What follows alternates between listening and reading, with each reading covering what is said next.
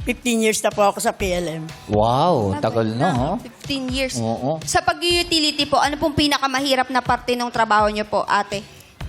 Ano po, ang maglinis po ng CR na marami po kasi yung laging estudyante sa loob. Oo, yung CR, oh. Eh, yun talaga, pinaka... Gamit sa na marumi, gamit. Oo. na, ano. Pero, kamusta naman po? Okay naman po kayo sa inyong ginagawang trabaho? Ah, masaya po ako kahit po napapagod ako para po sa mga anak ko. Magtatrabaho po ako. Ilan po ba anak ninyo, Hayang? 6 po. 6! Wow, dami. Ilan po ang, ilang taon po yung panganay? 36. 36 na. Apo. Oh, yung bunso po? Ano po, nasa 21. Ano? 21. 21. 21 na. Single man po ba kayo? May asawa? May asawa po ako. Batiin niyo po muna yung asawa at mga anak ninyo. Hello pa, nandito ako sa ano. Ay, hindi po sa kayo game. nagmahal. Ay, hindi po, nagpaalam po ako, kaya lang po, first time ko po kasi nakakaya. Huwag ka nahihiya.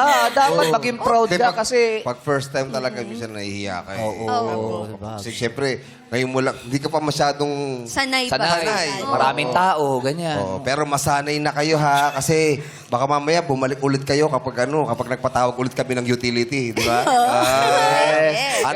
Ano bang pangarap nyo sa buhay? Sa mga anak nyo, ano bang pangarap? Sa mga anak ko po, gusto ko pong magkaroon ng sariling bahay na magsama-sama po kami. Bakit po? Ano po, kumbaga po, kung may okasyon lang po yung nag-iipon kami. Kasi may mga kanya-kanya na rin pong May sarili, pamilya po. Ganun. Ano po ba yung tinitirahan nyo ngayon? Sarili naman po namin. Kaya lang po kasi, hindi naman po pwedeng lahat ng anak ko nandoon kasi po 6 eh. Gusto niyo po sana ng Kumbaga talagang kailangan nilang bumukod. Opo. Opo. Masikip yung bahay nyo masikip para po kasi, nagsama-sama. Pero dahil yung iba po sa kanila, meron ng pamilya, di ba? Meron po. Ano po ba yun? Hindi na ba sila umaasa sa inyo? May sarili na Hindi silang po. kita, May sarili trabaho? na po.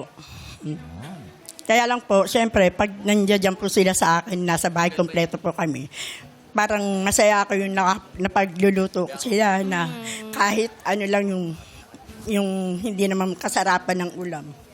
Basta sama-sama kami, masaya na ako nun. Bakit po kahit na may may edad na sila, pero gusto nyo pa rin pinagluluto? Ano po ba ang nararamdaman nyo pag ginagawa nyo yun? Masaya po kasi ako na pagsisilbihan ko yung mga anak ko. Nagagawa niya yung ano niya, parte niya bilang nanay, Para naaaruga. kahit mawala ako sa mundo, maalala nila ako na kahit napapagod ako, lumalaban ako sa kahirapan. Tama naman. Alam mo, ganyan talaga tayo mga Pinoy, no? Na kahit nahihirapan, basta masaya yung pamilya ko, yung mahal ko sa buhay, go lang ng go. Tsaka nakakawala ng pagod yan pag nakita mo kompleto kayo. Parang ang saya-saya, di ba? Parang recharge ka uli, di ba? Totoo. Tama. Kahit simple yung ulam na pinagsasaluhan nyo, sobrang saya na basta Apo. sama-sama kayong kumakain.